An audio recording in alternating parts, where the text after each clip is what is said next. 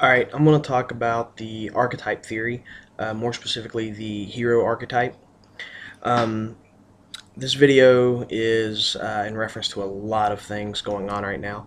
Um, and, well, here we go. Archetype theory was first discussed by Plato, the Greek philosopher, and it became a aspect of modern psychology in part due to Carl Jung, a student of Sigmund Freud's, and it's been carried out through multiple stages in psychology from several other people. Now, I also have to make a point here. This also references the occult, namely the true name theory or the true name mythology, which the Greeks, I believe, might have been Plato himself, kind of originated at. That if you understood the true name of something, you could control it. So it's actually a reference to psychological manipulation as well when you start looking at the Greek mystery cults. That being said, here we go. The hero archetype is generally characterized by two specific traits.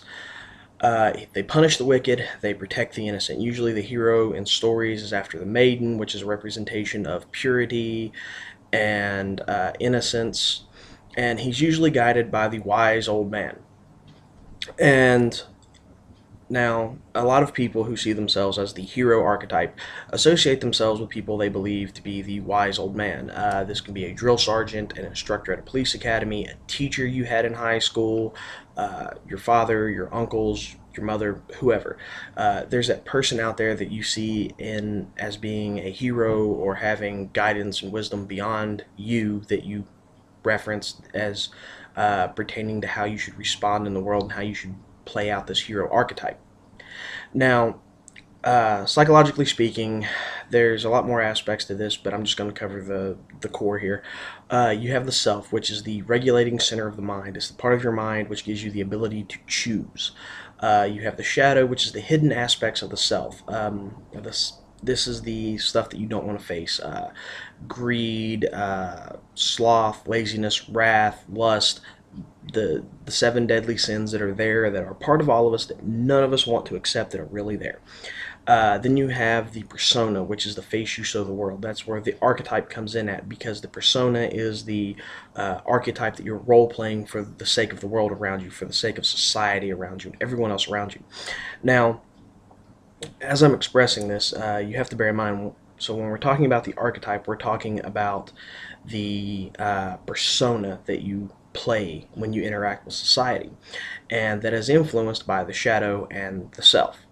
Now, the self doesn't recognize the shadow, but the shadow is always there. Just like when we're walking around, we have that shadow that's always there, even though we generally don't recognize it or pay attention to it. It's just something that's there.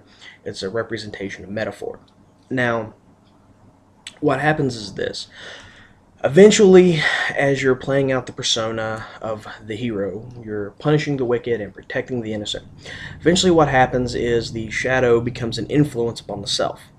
Now, the ego, which functions to how you perceive and interpret the world around you, does so based on four key aspects: intuition, sensation, thinking, and feeling.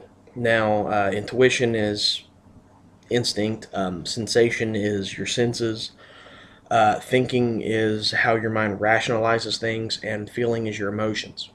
Now, of course, sensation and intuition are on key opposite ends of the spectrum, because sensation is your senses, what you see, hear, feel, touch. Intuition is what you feel on an instinctual level. You can't explain it, you just have a feeling and you react to that feeling.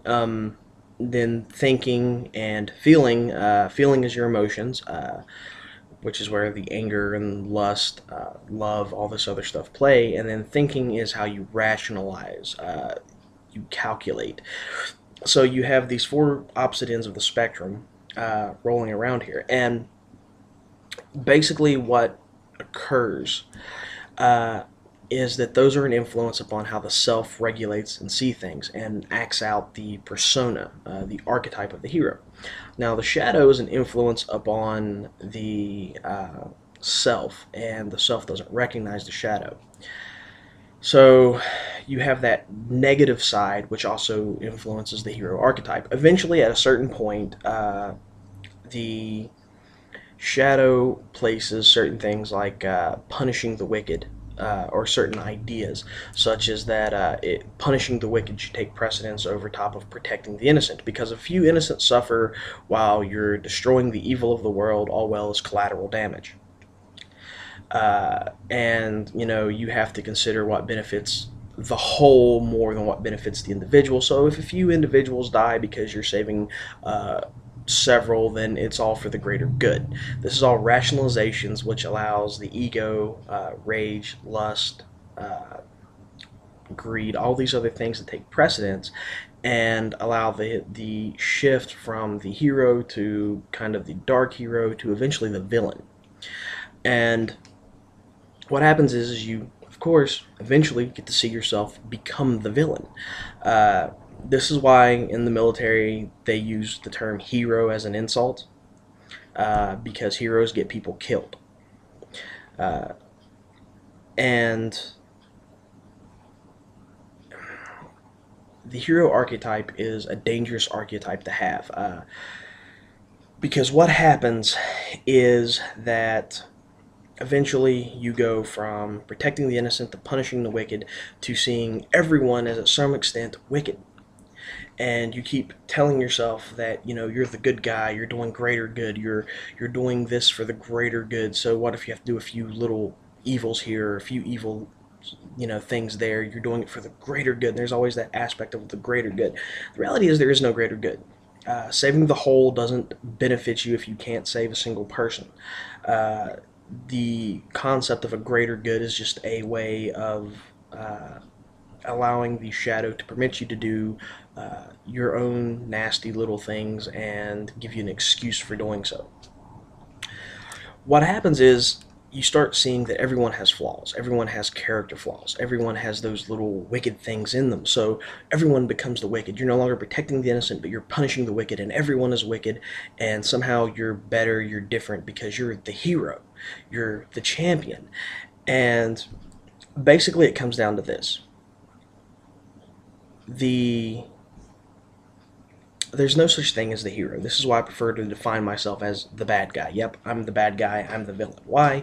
Because as the villain, I can do anything I want.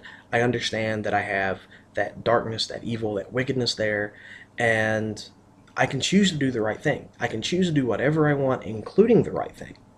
And that's the unique part about it. When you see yourself as being the quote-unquote bad guy, you kind of stop judging people so much on their flaws and judging them more on their merits.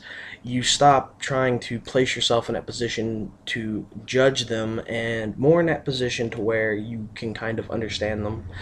You can accept them a little more because you accept that you're just as flawed, just as weak, just as human as they are. The idea of being the good guy, being the hero, it doesn't benefit you at all. And what happens is this. You see this archetype theory played out. You also see it played out with Grossman's On Killing and On Combat, where he talks about the sheepdog, the wolf, and the sheep. And these are nothing more than animal archetypes for the same psychological stuff that I'm talking about. The wolf is, of course, the bad guy. The sheepdog is, of course, the hero, and the sheep is, of course, the victim. And eventually, at a certain point, what you're looking at, what you're seeing, is that when you let those archetypes take over, and you can see this a lot on forums, especially with the military and the police there, who are constantly defining themselves as the hero and whatever. They start to justify the things they do. So what if they hurt an innocent person? So what if they arrest an innocent human being? So what if they have to go testify and punish someone who's innocent because they're doing it for the greater good? And basically it comes down to this. If you want to use that archetype, I'm a wolf. I have a choice to go out here and eat rabbits or to get sheep. The simple fact of the matter is I accept it. I have teeth, I'm willing to use them. The only difference between the sheepdog and the wolf is that the shepherd lets the sheepdog eat the scraps of lamb from his table, and the wolf gets nothing. so he has to take what he wants.